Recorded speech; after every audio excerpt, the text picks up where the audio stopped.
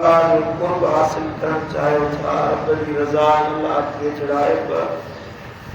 मोहम्मद करीम सल्लल्लाहु अलैहि वसल्लम जी तालीमात मां तो पवे जो घणन सजदन करण वारो अल्लाह जो मुकर्रब बानो बणजी वेंदो आहे। सुभान अल्लाह। बानो जने पंहिंजे गुरूर ऐं तकब्बुर वारी पेशानी आकर ऐं वॾाई वारो नेर अल्लाह जो हुजूर में रखंदो आहे, अल्लाह उन बाने सां राज़ी थी वेंदो आहे। आजिज़ी ऐं इंकिसारी जी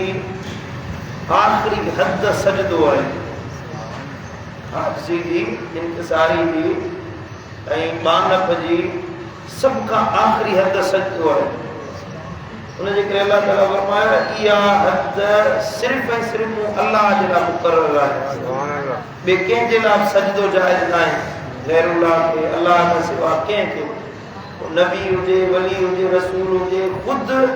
मुंहिंजे दिलबर नबी मुस्तफ़ा करीम जी ज़ात छो न हुजे सजदो करण रसूलुल्लाह के जाइज़ न आहे। इन जे करे अल्लाह ताला इहा बानप जी आख़िरी हद रुॻी पंहिंजी ज़ात जे लाइ मुक़रर फरमाई आहे। जेको इहो सजदो करण वारो बानो बणिजे अल्लाह ताला उनके पंहिंजो मुकर्रब ऐं महबूब बानो बणाए छॾींदो आहे। साईं करीम सल्लल्लाहु अलैहि वसल्लम जी हदीस मुबारक आहे सही मुस्लिम शरीफ में हबीबन फरमाया अक़रबु मा यकूनुल अब्दु मिन रब्बिही व हुवा साजिदुन। जॾहिं बानो सजदे जी हालत में हूंदो आहे तो उन वक़्तु उहो पंहिंजे अल्लाह जे ज़ोर क़रीब थी वेंदो आहे। जॾहिं तव्हां सजदे में हूंदा आहियो हालत सजदा में नमाज़ दौरान तव्हां सजदे में वेंदा आहियो साईं करीम जो फरमान आहे त उन वक़्तु तव्हां अल्लाह जे ज़ोर क़रीब हूंदा आहियो, ज़ोर वेझा हूंदा हुयो। फअक्सिरु दुआ सजदन में तव्हां घणियूं दुआऊं घुरंदा कयो जो सजदन जी दुआ अल्लाह वटि जल्दी क़बूल थींदी आहे। सुभान अल्लाह। सुभान अल्लाह। फर्ज़ी नमाज आहे उन में जेका तस्बीह आहे उन खां अलावा ॿी का दुआ घुरण जाइज़ न आहे। फर्ज़ी नमाज जेका 5 वक़्त नमाज फर्ज़ आहे। बाक़ी जेके बि नमाज़ूं आहिनि उन्हनि जे सजदन में तव्हां दुआऊं घुरंदो त इहो भलो अमल आहे। इन वक़्तु जेका दुआ घुरी वञे उहा दुआ अल्लाह क़बूल फरमाईंदो। सुभान अल्लाह। ऐं मदीने वारे साईं सजदन में दुआ सेखारींदे इहा दुआ पढ़ंदा हुया त अल्लाहुम्मा अग़फ़िर ली ज़म्बी कुल्लहु दिक्कहु व जिल्लहु व अव्वलहु व आख़िरहु व अलानियतहु व सिर्रहु। ए मुंहिंजा मौला मुंहिंजा गुनाह बख़्श फरमा। जेके बि मुंहिंजा गुनाह आहिनि वॾा आहिनि नंढा आहिनि थोरा आहिनि घणा आहिनि पहिरियां आख़िरी जेके ज़ाहिर कयमि से गुझा के मुंहिंजा मौला इहे मुंहिंजा गुनाह माफ़ फरमा। सजदे में इहा दुआ घुरंदा कयो अल्लाहुम्मा अग़फ़िर ली ज़म्बी कुल्लहु दिक्कहु व जिल्लहु व अव्वलहु व आख़िरहु व अलानियतहु व सिर्रहु। साईं जन हर सजदे में इहा दुआ घुरंदा हुया। सुभान अल्लाह। सुभान अल्लाह। हज़रत सय्यदना रबीआ बिन कअब अस्लमी रज़ियल्लाहु तआला अन्हु सहाबी रसूल हुयो मदीने वाले साईं जे वेझन खादिमन में शुमार थे। सुभान अल्लाह। सुभान अल्लाह। महबूबन करीमन के पानी भरे ॾींदो हुयो। महबूबन करीमन जे लाइ साईं मुंहिंजा मुसलो विछाईंदो हुयो। साईं जी जुती मुबारक खणंदो हुयो। हबीबन करीमन सॾींदा हुया साईं करीमन सल्लल्लाहु अलैहि वसल्लम जे सॾ ते ईंदो हुयो। चवे थो जॾहिं साईं जन घर वेंदा हुया त मां छा कंदो हुयुसि मुंहिंजो घर तड़ कोन हुयो न को बच्चा ॿार का शइ कोन हुई। महबूब घर वेंदा साईं जे घर जे दरवाज़े ते मां सुम्ही पवंदो हुयुसि। हबीब चेम जी सगोरी जे हुजरे में वेंदा हुया मां राति जो साईं जे दरवाज़े जे ॿाहिरां ते सुम्ही पवंदो हुयुसि। पोइ राति जे वक़्त में साईं जन पाणी जे लाइ सॾु कंदा हुया। पोइ माण्हू मूंखे वुज़ू जे लाइ पाणी पेश करे त मां रड़ कंदो या रसूलुल्लाह गुलाम हाज़िर आहे। सुभान अल्लाह। हबीब तव्हांजो गुलाम हाज़िर आहे तव्हां हुकुम कयो गरम थधे पाणी जो बंदोबस्तु थियल आहे। हिकिड़े ॾियारे सय्यदना रबीआ बिन कअब अस्लमी रज़ियल्लाहु तआला अन्हु फरमाए राति जे वक़्त में हुज़ूर सरवर कौनैन सल्लल्लाहु तआला अलैहि वसल्लम घर खां ॿाहिरि निकिता। ये सही मुस्लिम शरीफ जी हदीस आहे। राति जो घर खां ॿाहिरि निकिता राति जे अंधेरे में पानी घुरे न आए को पानी ॾियण वारो त मूं फौरन कयो या रसूलुल्लाह बंदो हाज़िर आहे हबीब गुलाम हाज़िर आहे। साईं ॾाढो ख़ुशि थिया रात जे अंधेरे में ऊंदे में सियारे जी रात में गरम पानी मां झलियो बीठो हुयुसि मदीने वारा साईं ख़ुशि थी विया ऐं ॿुधायो महबूब ख़ुशि थी वञे राज़ी थी वञे ॿी कहिड़ी शइ खपे ॿी कहिड़ी नेमत खपे सईदना रबिया रज़ी अल्लाह ताला अन्हु खे साईं फरमायो रबिया अॼु तो मुंहिंजी दिलि ख़ुशि कई आहे अॼु घुर जेको घुरंदेसि अॼु तोखे अता कयो घुर छा खपई रबिया घुर तोखे छा खपे चओ त तोखे अता कयो वञे अर्ज़ कई या रसूल अल्लाह सुभान अल्लाह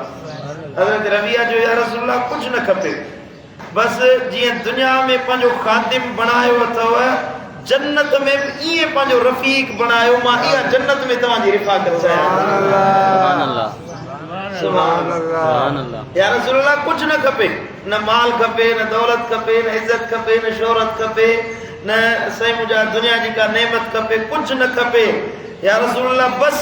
इन मुराफिकतक फिल जन्नत जी दुनिया में पंहिंजो साथी बनायो अथव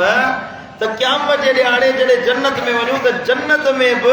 मूंखे ईअं पंहिंजो साथ नसीब कजो सुभान अल्लाह मुझे मुर्शिद करीम जो शेर है सुभान अल्लाह चो सुभान अल्लाह तो सुभान अल्लाह सुभान अल्लाह अवाजी रहमत अवाजी शफकत तेरी आवाजो ही प्यार घुर्जे सुभान अल्लाह निहारियो खिली खिकारियो अवा निहारियो खिली खिकारियो अवा जो आका दीदार घुर्जे रबिया जे दिल जो आवाज दिल पर सही बयान किया अवा जा आशिक लखे किरोड़े अवा जे दर ते ॾियन सलामी गुलाम इब्ने गुलाम आया गुलाम इब्ने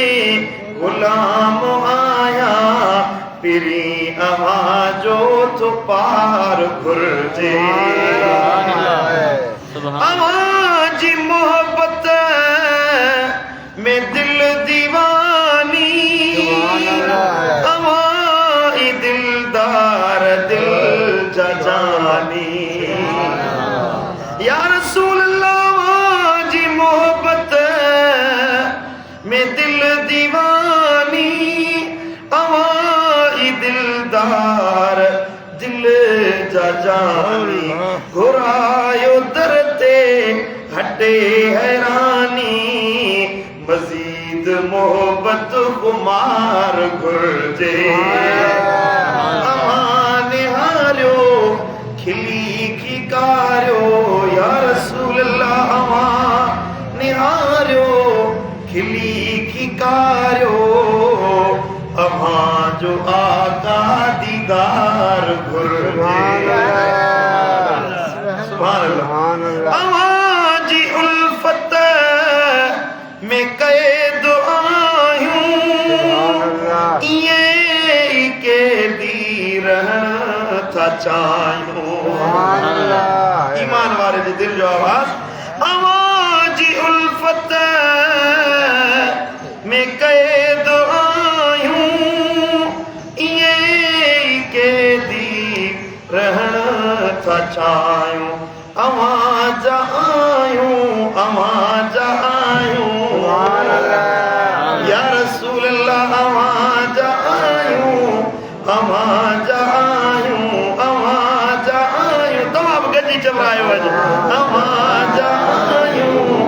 आवाज आयूं आका आवाज मोहब्बत सा चो आवाज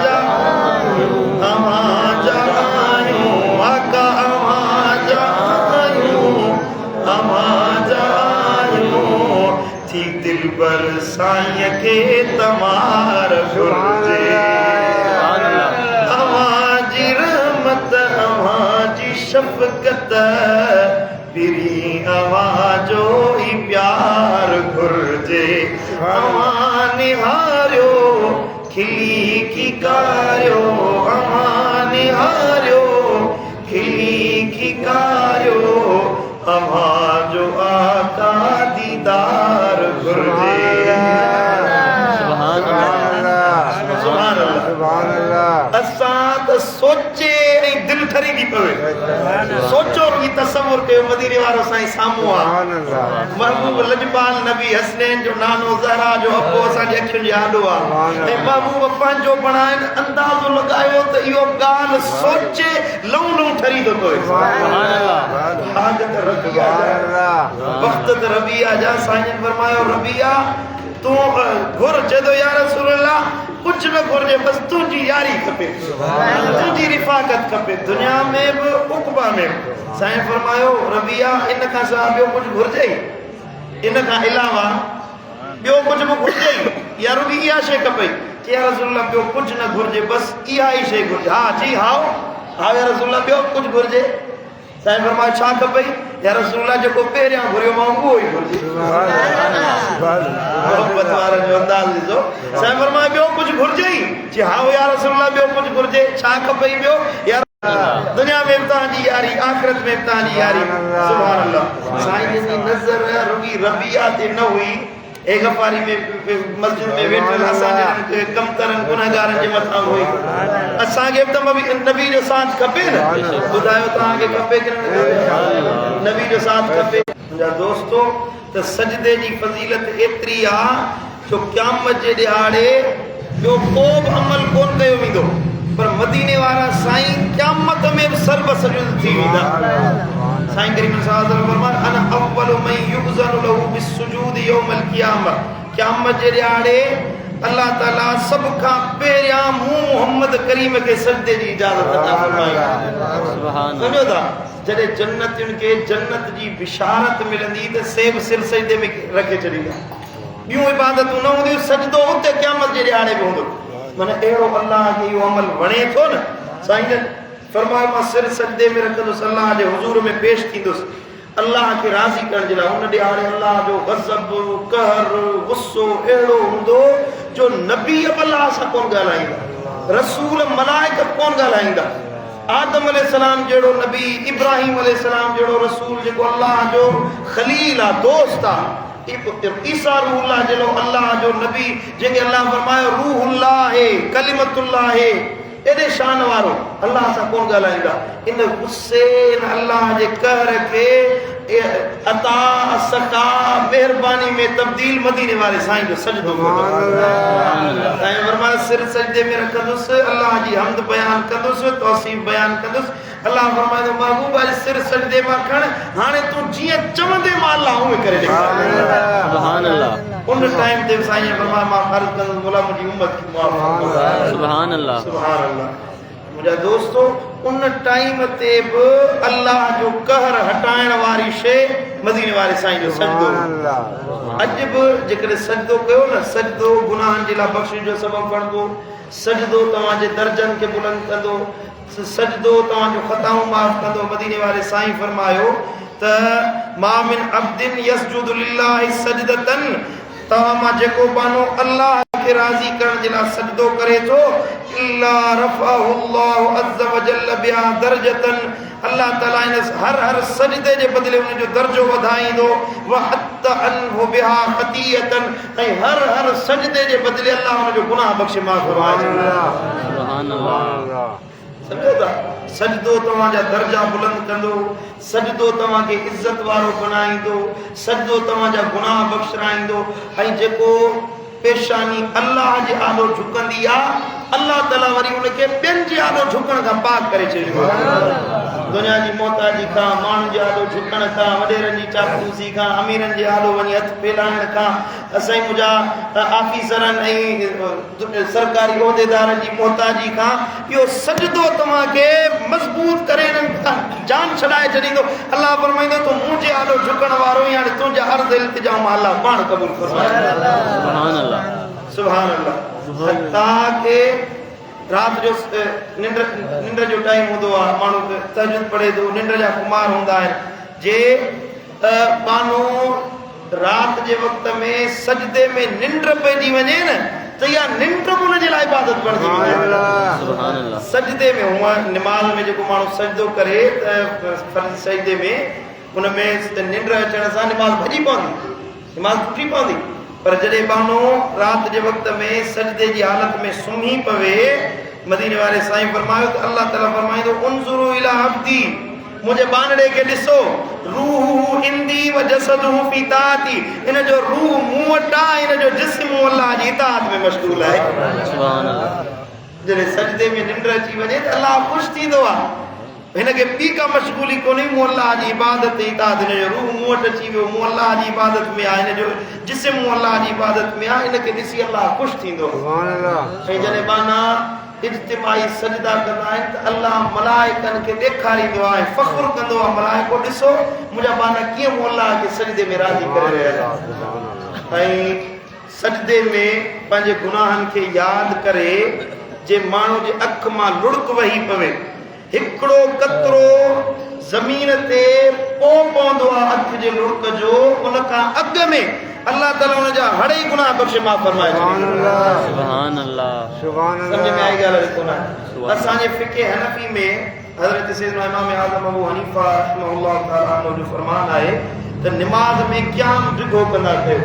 छो त हुन में हिकिड़ो क़याम आहे ॿियो क़ुर जी तिलावत आहे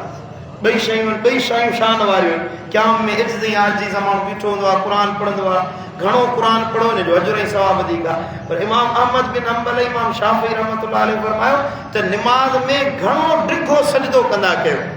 घणो डिघो सजदो कयो छो त सजदे जी हालत में अल्लाह ताला जी कुर्बत मिलंदी आहे मइयत मिलंदी आहे ऐं इहा दुआ सजदे वारी अल्लाह क़बूल फरमाईंदो जी हदीस पढ़ी ॿुधाई था सम्झो था। इन जे करे तव्हां घणा सजदा कयो रमज़ान जो महीनो बाक़ी अचे घणियूं बचियूं आहिनि अल्लाह ताला जेको वक़्तु बचियो आहे सो क़बूल फरमाए जेके इबादतूं कयूंसीं से क़बूल फरमाए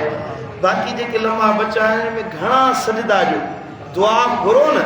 दुआ घुरो त ॿिया मौत खे हूंदा आहिनि 8 10 11 दोस्त गॾिजी था वेहो हिन खां भलो आहे त हर को माण्हू अलॻि अलॻि थी वियो गॾिजी न वियो। एतकाब जी माना आहे ख़लवत एतकाब जो मतिलबु आहे तन्हाई अल्लाह जे लाइ पंहिंजे माइटनि मिटनि खां जुदा थी आया आहियो त हिते अकेला थी वेही इबादत कयो इन जो मतिलबु इहो न आहे त घरनि जी यारी छॾे वरी हिते मस्जिद में नई यारी मिली आहे सभई पोइ गंजी कचहरी था कयूं न हर को पंहिंजे मुंहं सां इबादत करे हर को पंहिंजे मुंहं सां अलॻि थी सजदे में सिर रखे पोइ जेका दुआ घुरो न उहा बि सजदे में वञी हथ ईअं ज़मीन ते रखे पोइ सिर सजदे में रखे पोइ दुआऊं घुरो त इहा दुआ तव्हांजी क़बूल थींदी आहे। इन में बानप आहे आजिज़ी आहे अल्लाह जो कुर्ब आहे अल्लाह ताला शाह असांखे घणनि सजदनि जी तौफ़ीक़ अता फरमाए अल्लाह ताला असांजा सजदा क़बूल फरमाए अल्लाह असां सभिनी खे शाद अमल जी तौफ़ीक़ अता फरमाए। अल्लाहुम्मा सल्ली अला